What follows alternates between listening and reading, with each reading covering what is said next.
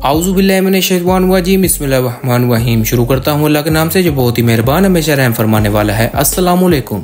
आप सभी लोग ईरान और इसराइल की जंग के बारे में तो जरूर जानते होंगे, लेकिन क्या आप जानते हैं कि ये जंग आजकल नहीं बल्कि काफी सालों से प्लान की जा रही थी। एक औरत ने ईरान को अंदर ही अंदर खोखला कर दिया।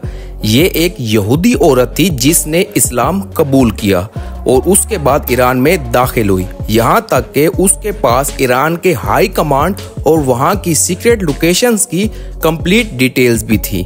और इसके साथ साथ इस औरत ने वहाँ का कल्चर इस तरह अडॉप्ट किया कि लोगों के दिलों में इसने अपना घर बना लिया। अपना काम मुकम्मल करके ईरान के अंदर बहुत बड़ा जाल बिछाने के बाद ये औरत वहां से भाग निकली और बाद में इसने ये कबूल किया कि वो वहां पर एक सीक्रेट मिशन के ऊपर थी। ये औरत एक इस्राएली जासूस थी जिसका नाम था कैथरीन पेरेज शगदम, जो कि फ्रांस की नेशनल कार्ड होल्डर थी और ये एक यहूदी खातून थी। आखिर एक यहूदी औरत ईरान के अंदर कैसे दाखिल हुई? इसने ऐसा क्या अमल किया कि वहाँ के लोगों में अपनी जगह बना ली और इसके साथ साथ इसने अंदर ही अंदर ईरान को कैसे खोखला किया? आइए देखते हैं इस सब को डिटेल में आज की इस वीडियो में। Welcome to our new video. Catherine एक कट्टर यहूदी फैमिली में पैदा हुई थी जो किसी दूसरे मजहब पर यकीन नहीं रखते। तो ऐसा कैसे हो सकता है कि कट्टर यहूदी औरत इस्लाम कबूल कर ले? इसने बैचलर के अंदर साइकोलॉजी की डिग्री हासिल की और उसके बाद लंदन यूनिवर्सिटी से फाइनेंस के अंदर डिग्री हासिल की। मास्टर की डिग्री के दौरान ही इसको एक यमनी लड़का पसंद आया और इन लोगों ने ऐसा ऐसा बातचीत शुरू कर दी।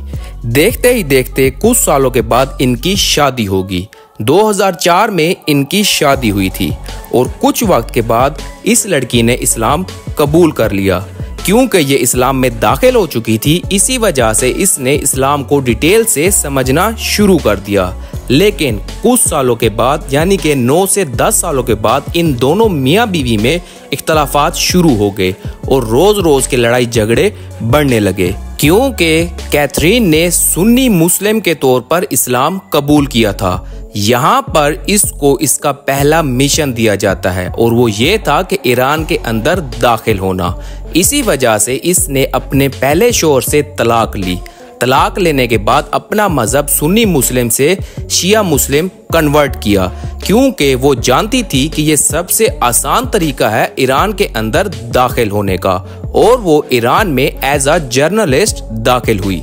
दाखिल होने के साथ ही उसने ईरानियन इनकलाब के ऊपर लिखना शुरू कर दिया और वक्त गुजरने के साथ साथ उसने ईरान के लोगों के दिलों में अपनी काफी जगह बना ली।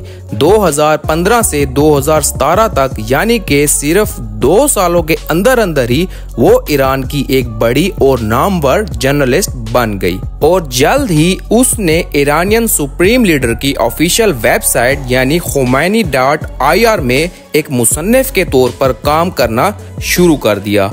इसके साथ साथ उसने तेहरान टाइम्स, जो कि ईरान का ऑफिशियल न्यूज़पेपर है, उसके लिए भी लिखना शुरू कर दिया। उसने वहां पर इतनी इज्जत कमाई कि ईरान के आम लोगों के साथ साथ ईरान का हाई कमांड भी उसकी तारीफें करने लगा। उसने 2 बहुत बड़ी किताबें भी लिखी जो चीख चीख के इस बात की गवाही देती थी कि वो एक शिया खातून है। लेकिन कौन जानता था कि वो सब का सब एक झूठ है। उसकी यही किताबें ईरान की पार्लियामेंट में भी डिस्कस की गई। ये वो वक्त था जब इस खातून के लिए ईरान के खुफिया और बंद दरवाजे भी आहिस्ता आहिस्ता खुलने लगे और अब ये औरत ईरान के खुफिया राजों पर से पर्दा उठाना चाहती थी, जैसा कि क्या ईरान न्यूक्लियर प्रोग्राम बना रहा है, इसकी न्यूक्लियर साइट्स कहां पर हैं, इन लोगों की खुफिया मीटिंग्स कहां पर होती हैं, इसके साथ साथ और सबसे अहम कि न्यूक्लियर साइंटिस्ट को कहां पर रखा गया है। ये सारी इंफॉर्मेशन इकट्ठी करने के लिए इसको जरूरत थी ईरान के हाई कमांड के करीब से करीब तर होने की। इसी वजह से इस औरत ने एक के बाद एक कॉन्ट्रैक्ट मैरिजेस की और एक एस्टिमेटेड आइडिया के मुताबिक इस औरत ने 100 से ज्यादा कॉन्ट्रैक्ट मैरिजेस की, क्योंकि एक शोहर अपनी बीवी से कोई राज ज्यादा देर तक नहीं छुपा सकता।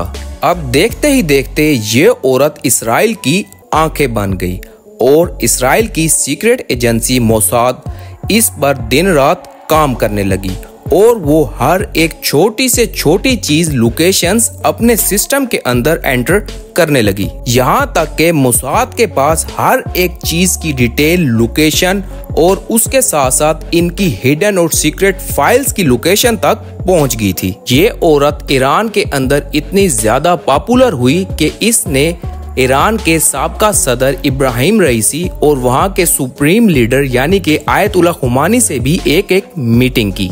इसी औरत को मेजर कासिम सुलेमानी की बेटी के साथ भी देखा जा सकता है।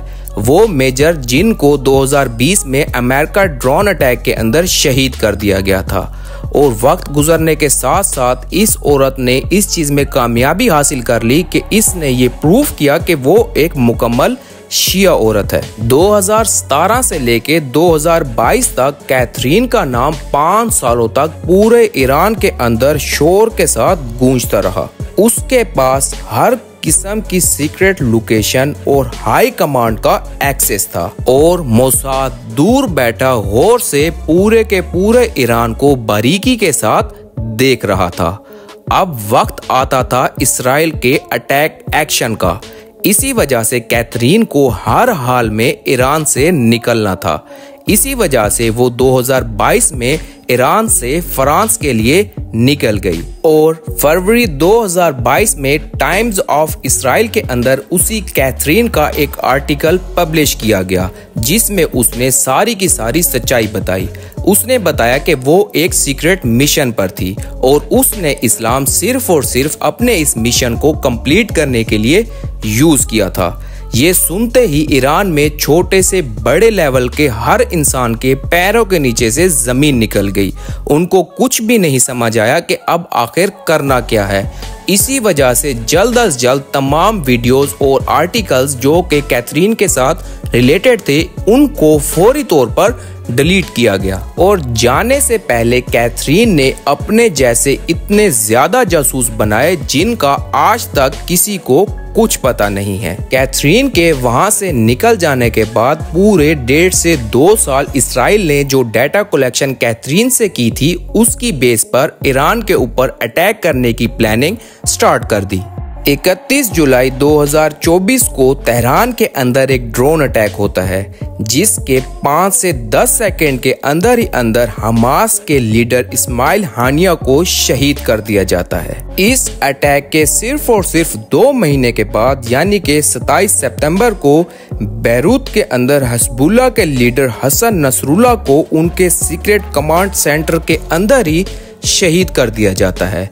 दोनों अटैक में एक चीज बहुत ज्यादा कॉमन थी और वो ये थी कि अटैक की एक्यूरेसी 100% थी। जब तक मुल्क के अंदर का गद्दार शामिल ना हो तो इतनी एक्यूरेसी के साथ किसी पर अटैक करना बिल्कुल नामुमकिन है। और ये गद्दारी का इल्जाम भी मोसाद की अंडरकवर एजेंट कैथरीन पर ही लगाया गया। अब 2024 के बाद 2025 में देखते हैं, जब ईरान और इसराइल की ये जंग स्टार्ट हुई थी कि किस तरह इसराइल ने ईरानियन हाई कमांड और उनके साथ साथ न्यूक्लियर साइंटिस्ट को 100% एक्यूरेसी के साथ ही शहीद किया है, जिसके अंदर कैथरीन के बचाए हुए जाल यानी कि वो जासूस जो वो पीछे छोड़ गई है उनका 100% अमल दखल शामिल है। इसी जासूसी नेटवर्क को यूज करते हुए इसराइल ने 30 ईरानी सिक्योरिटी चीफ और उनके साथ 11 न्यूक्लियर साइंटिस्ट को शहीद किया है और इसके साथ 900 से ज्यादा टारगेट्स पर अटैक किया है, जो कि सब के सब एक्यूरेट थे। हर टारगेट अपनी लोकेशन पे एक्यूरेट जाकर लगता था। ये एक्यूरेसी सिर्फ और सिर्फ सैटेलाइट से पॉसिबल नहीं है। इनफैक्ट इसके अंदर इंटरनल नेटवर्क और जासूस सिस्टम को यूज किया गया है। इतनी शदीद गद्दारी का सामना करने के बावजूद भी ईरान ने इसराइल को मुंह तोड़ जवाब दिया, जो पूरी दुनिया हमेशा के लिए याद रखेगी। अल्लाह पाक ईरान को इन जासूसों और दुश्मनों से महफूज रखे। आमीन। उम्मीद करता हूँ आप लोगों को वीडियो पसंद आई होगी। अगर वीडियो पसंद आई हो तो चैनल को सब्सक्राइब कर दें। डाटा कलेक्शन में कमी पेशी हो सकती है, अल्लाह पाक कमी पेशी माफ करे। अब मैं इजाजत चाहूंगा, मिलते हैं इसी तरह की किसी और इन्फॉर्मेटिव वीडियो में। अल्लाह हाफिज।